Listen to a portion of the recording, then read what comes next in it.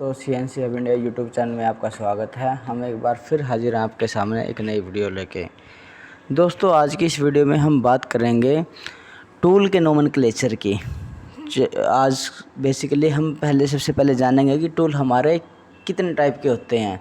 कुछ लोगों को, कुछ मेरे दोस्तों को टूल सिलेक्शन में बहुत दिक्कत होती है जब वो CNC पे काम करते हैं।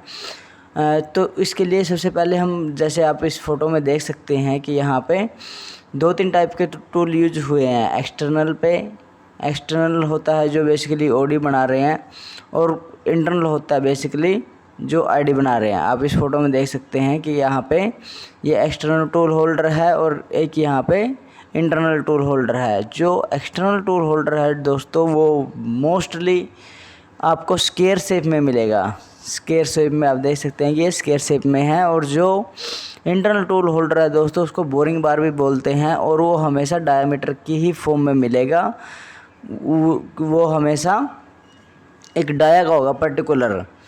तो आप देख सकते हैं इस पहले वाली इमेज में कि यहाँ पे 5 टाइप के टूल दिखाए गए हैं। हर एक की अलग अलग एप्लीकेशंस है दोस्तों। डिफरेंट टाइप की एप्लीकेशंस है, डिफरेंट टाइप के इंसर्ट्स के एंगल होते हैं, टूल्स के एंगल होते हैं।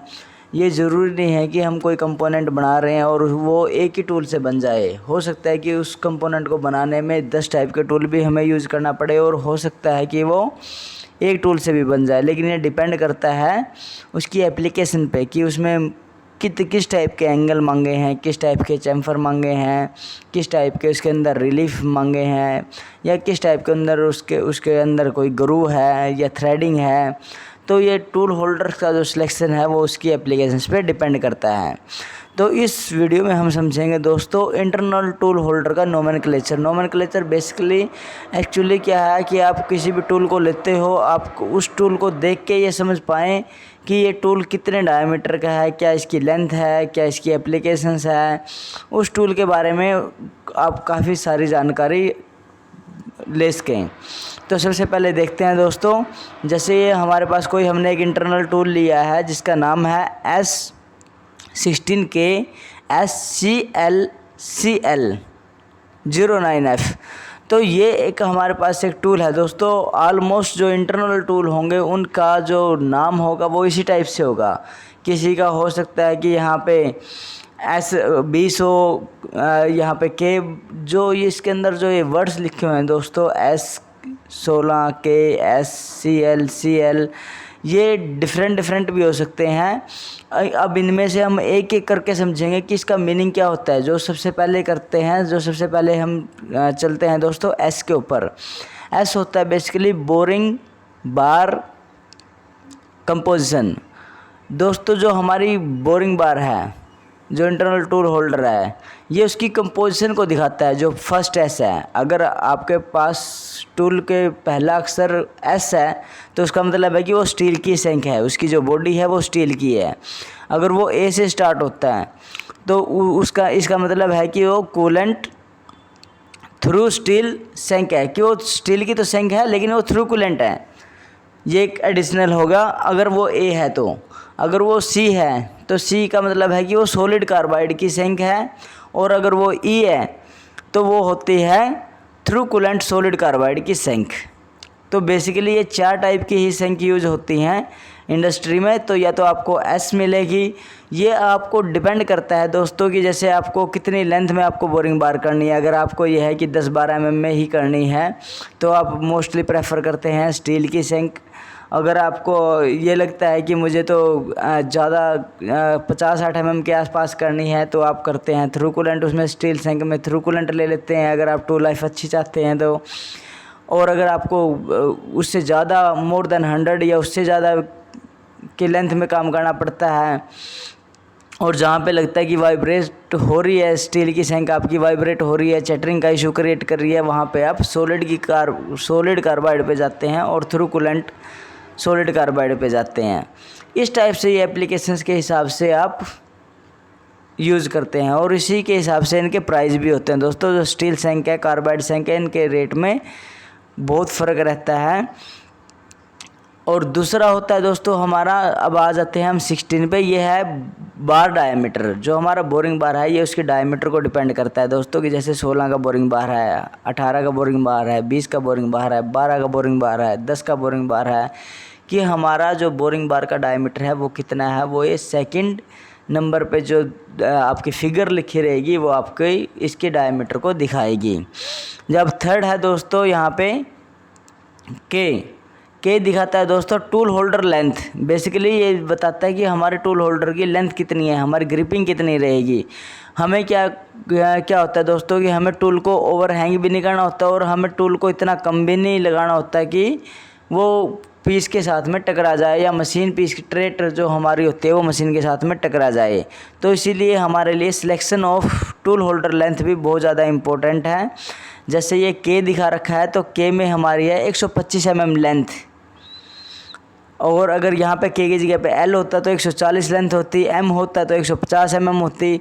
दोस्तों ज़्यादा सेंक लेंथ का नुकसान भी होता है, उससे क्या होता है कि हमारा जो टूल है वो वाइब्रेट करता है और चैटरिंग क्रिएट करता है। और कम टूल लेंथ का भी नुकसान होता है, उससे क्या होता है कि हमारा जो टूल है वो फाउल कर सकता है पीस के साथ में, हमारा जो ट्रेट है वो पीस के साथ में टकरा सकता है। तो इसलिए हमें टूल लेंथ उतनी ही लेने की ज़रूरत होती है जितनी हमारे लिए हमारी एप्लीकेशन के लिए इनफ रहे, वो हम इसमें से सिलेक्ट कर सकते हैं। और देख सकते हैं टूल को देख के कि अगर के है और हमारी टूल जो लेंथ है इसकी 125 mm है, लेकिन हमें लग रहा है कि हमारी जो लेंथ से हमारा काम चलेगा वो चलेगा H100 से, तो हम क्या करेंगे, इसको H वाली प्रेफर करेंगे, S16H वाली बोरिंग बार यूज करेंगे।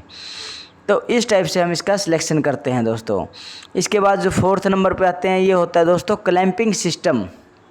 बेसिकली क्लैंपिंग सिस्टम होता है क्या दोस्तों कि हमारी इंसर्ट को किस टाइप से क्लैंप किया गया है। जैसे ये एस है, एस दिखाता है, ये आप देख सकते हैं बॉटम में ये एस है स्क्रू क्लैंप, कि जो हमारी इंसर्ट है, जो हमारा टूल होल्डर है, उसको उन दोनों को किस चीज़ से क्लैंप किया गया है, सिर्फ एक इंसर्ट से क्लैंप किया गया है। और अगर इसकी जगह पे दूसरी क्लैंपिंग, जैसे ये सी स्टार्टिंग में सी है, ये टॉप क्लैंप के लिए यूज़ होता है, डी होती है रिजिड क्लैंप के लिए यूज़ होती है, ये पी होती है इसमें लीवर लॉक होता है। तो ये डिफरेंट टाइप की क्लैंपिंग सिस्टम होते हैं दोस्तों, और ये डिफरेंट कंपनियाँ डिफरेंट इंसर्ट के लिए अलग अलग देती हैं। तो ये भी हमें देखना पड़ता है कि हमारी जो क्लैंपिंग है, क्लैंपिंग किस टाइप की है हमारी, इसका भी हम सिलेक्शन कर सकते हैं। इससे जो नेक्स्ट है दोस्तों वो है इंसर्ट शेप। इंसर्ट शेप सबसे ज़्यादा इम्पोर्टेंट है दोस्तों। इंसर्ट शेप ही हमारे पीस पे जो एंगल्स हैं, जो रिलीफ हैं, उसको बनाने में सबसे ज़्यादा इम्पोर्टेंट जो रोल निभाती है वो हमारी होती है इंसर्ट शेप।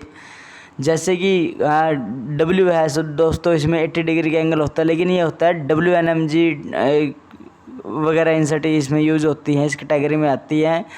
उसके बाद ये V से है, इसमें 35 डिग्री एंगल होता है, ये VBMT होती है। C से CNMG वगैरह, D से DNMG, T से TNMG। तो इस टाइप से ये डिफरेंट एंगल्स होते हैं। जैसे अगर हम रिलीफ बनाने की बात करते हैं दोस्तों, तो रिलीफ जब भी हम ID में या OD में ये VNMG यूज़ करेंगे तो हम उस केस में रिलीफ 45 डिग्री से ज़्यादा नहीं बना पाएंगे दोस्तों। 55 डिग्री से ज़्यादा रिलीफ नहीं बना पाएंगे, क्योंकि इसका खुद का जो एंगल है वो 35 डिग्री है। और इससे नीचे जो DNMG है, DNMG में हमारा जो एंगल है वो 55 है, इसमें हम जो रिलीफ बना पाएंगे वो 35 डिग्री से ज़्यादा नहीं बना पाएंगे। अगर हमें कहीं पे हमारे टूल के हमारी जो पीस है, हमारी जो ड्राइंग है उसके अंदर अगर रिलीफ 30 तक मांगा है तो हम DNMG से बना सकते हैं, लेकिन अगर 30 से ज़्यादा का रिलीफ मांग लिया तो उस केस में हम DNMG यूज़ नहीं कर पाएंगे, फिर हमें VNMG, VCMT इन टूलों पे जाना पड़ेगा। एक्चुअली ये दोस्तों करते करते ये चीज़ें आती हैं। बाकी अगर आपको इस चीज़ में सिलेक्शन में, इंसर्ट के सिलेक्शन में कोई दिक्कत है तो मैं इसके ऊपर एक स्पेशल वीडियो बना दूँगा। और मैं थोड़े टाइम बाद अगर आप लोगों को चाहिए कि आप इंसर्ट के नोमेनक्लेचर के ऊपर कंप्लीट वीडियो देखें तो मैं उसके ऊपर भी एक वीडियो बना दूंगा, जिसमें सिर्फ इंसर्ट के ही बारे में हम डिस्कस करेंगे, उसके एंगल्स के बारे में, उसके शेप के बारे में ही डिस्कस करेंगे। इंसर्ट का जो नोमेनक्लेचर होता है, जैसे मैं बोल रहा हूँ VBMT DNMG, तो ये DNMG ये क्या चीज़ होती हैं, ये तो इन चीज़ों के ऊपर हम ब्रीफ से डिस्कस कर लेंगे उस वीडियो में।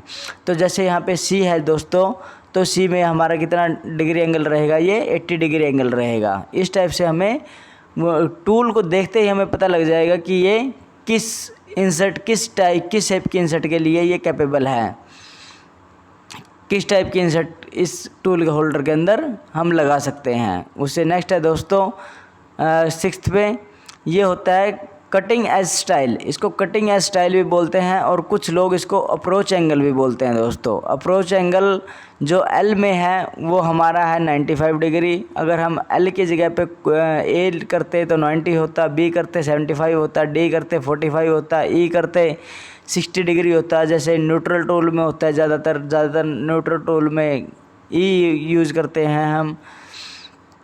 तो इस टाइप से दोस्तों ये होता है हमारा अप्रोच एंगल, या इसको बोलते हैं कटिंग एज स्टाइल। उससे आगे नेक्स्ट है दोस्तों हमारा इंसर्ट रिलीफ एंगल। इसको रिलीफ एंगल भी बोलते हैं और इंसर्ट क्लियरेंस एंगल भी बोलते हैं दोस्तों। इंट्रो में बहुत ज़्यादा बार इंसर्ट के और टूलों के नोमेनक्लेचर के ऊपर क्वेश्चन पूछे जाते हैं दोस्तों। आपको बता दिया जाता है कि ये टूल है, इसमें आप बताइए कौन सी इंसर्ट हम लगा सकते हैं, ये क्लैंपिंग स्टाइल कौन सा है, ये रोड किस मटेरियल की बनी हुई है, इसकी लेंथ कितनी है, इसका डायमीटर कितना है। तो ये ऑलमोस्ट चीज़ें इंटरव्यू के टाइम पे बहुत ज़्यादा इम्पोर्टेंट होती हैं और ये इन चीज़ों की हमें नॉलेज होना बहुत ज़्यादा ज़रूरी है। अब जो हम क्लियरेंस एंगल की बात कर रहे हैं दोस्तों, जब भी N होगा, N के अंदर हमारा होता है दोस्तों जीरो एंगल, ये होती है अपनी नेगेटिव इंसर्ट। इसको बोलते हैं दोस्तों जैसे DNMG, इसमें N आ गया ना, D के बाद N आ गया। D तो हमारा शेप को दिखाता है, ये पीछे हमने डिस्कस किया जैसे शेप को दिखाता है। दूसरा होता है हमारा N जो रिलीफ एंगल को दिखाता है, क्लियरेंस एंगल। तो जैसे इसमें अगर N होगा यहाँ पे तो 0 डिग्री होगा, B होगा तो 5 डिग्री होगा, C होगा तो यहाँ पे C होगा तो बेसिकली यहाँ पे 60 डिग्री होगा, P होगा 11 डिग्री होगा। जो रिलीफ एंगल है, क्लियरेंस एंगल है दोस्तों, वो इस टाइप से हम देख सकते हैं कि इस टूल में कितने रिलीफ एंगल की हमारी इंसर्ट लगेगी। जैसे यह SC LCL, तो C जो 7th नंबर पे C है, इसमें है 7 डिग्री का क्लियरेंस एंगल की हमारी इंसर्ट लगेगी। तो जैसे कि हम इसमें CCGT इंसर्ट लगा सकते हैं आराम से, क्योंकि उसकी शेप जो 5 नंबर पे है उसकी शेप भी 80 डिग्री है और जो उसका एंगल है रिलीफ एंगल है 7 नंबर पे, वो भी हमारा 7 डिग्री है, वो भी हमारा ओके है। तो इसमें हम इस टूल होल्डर में CCGT इंसर्ट लगा सकते हैं। बाकी इंसर्ट के ऊपर मैं एक स्पेशल कंप्लीट वीडियो बनाऊंगा दोस्तों, आप उसे ज़रूर देखना। नेक्स्ट दोस्तों 8th नंबर पे आ जाता है L, ये होता है hand of tool. Hand of tool होता है दोस्तों कि राइट हैंड है, लेफ़्ट हैंड है या न्यूट्रल है। बहुत से लोग दोस्तों लेफ़्ट हैंड और राइट हैंड में बहुत ज़्यादा कंफ्यूज हो जाते हैं, उन्हें समझ में नहीं आता टूल देख के कि ये लेफ़्ट हैंड है या राइट हैंड। मैं आपको एक सिंपल और इजी मेथड बता रहा हूँ। हमेशा टूल जो भी आपके सामने, चाहे एक्सटर्नल टूल होल्डर है चाहे इंटरनल टूल होल्डर है, उसको इस टाइप से पकड़े कि उसकी इंसर्ट ऊपर आ जाए, ऊपर की तरफ रहे। तो अब जैसे ही आप टूल को देखोगे, अगर वो हमारे राइट हैंड की तरह डायरेक्शन में मुड़ा हुआ है, राइट हैंड जैसे हमारा राइट हैंड जिस डायरेक्शन में काम करता है मोस्टली ये लेफ़्ट डायरेक्शन की तरफ काम करता है, ये उल्टा काम नहीं कर पाएगा। अगर ये राइट हैंड की तरह है तो ये राइट हैंड इंसर्ट है। अगर ये लेफ़्ट हैंड की तरह है, जैसे लेफ़्ट हैंड की तरह लेफ़्ट में बैंड है, तो ये लेफ़्ट हैंड इंसर्ट है। और अगर ये सेंटर में है बिल्कुल, तो ये न्यूट्रल टूल है हमारा। इस टाइप से दोस्तों आप इसको टूल को सिलेक्ट करते हैं कि आपको लेफ़्ट हैंड चाहिए, आपको राइट हैंड चाहिए। अगर लेफ़्ट हैंड होगा तो रोटेशन क्या होंगी मशीन की, राइट हैंड होगा तो मशीन की रोटेशन क्या होंगी, ये इन बातों पे ये डिपेंड करता है दोस्तों। सबसे लास्ट में है इंसर्ट साइज़। इंसर्ट साइज़ होता है दोस्तों कि जो हमारा कटिंग एज लेंथ है, जो हमारी कटिंग एज की लेंथ है, इंसर्ट के जो कटिंग एज की लेंथ है वो कितनी है, वो हमारी यहाँ पे दी होती है। कई बार ये नहीं भी होता किसी टूल में, और कई टूलों में, ये मैक्सिमम टूलों में होता भी है। तो यहाँ से आप देख सकते हैं कि इसकी जो फ़ोटो में भी दिखा रखा है कि अगर आपके TNMG है तो उसकी लेंथ कैसे होगी, R की लेंथ कैसे होगी, WNMG में कटिंग एज की लेंथ कैसे होती है, स्केयर में लेंथ कैसे होती है। तो ये जो लास्ट है दोस्तों, ये हमारा है इंसर्ट साइज़ के ऊपर कि इंसर्ट के जो कटिंग एज की लेंथ है वो किस साइज़ की है। तो दोस्तों thank you so much for watching this video. अगर आपको हमारी ये वीडियो अच्छी लगी है तो आप हमारी इस वीडियो को लाइक करें, अपने दोस्तों के साथ में शेयर करें और हमारे चैनल को सब्सक्राइब ज़रूर करें। थैंक यू दोस्तों, thank you for watching this video. हम नेक्स्ट वीडियो में मिलेंगे नेक्स्ट टॉपिक के साथ। Thank you so much.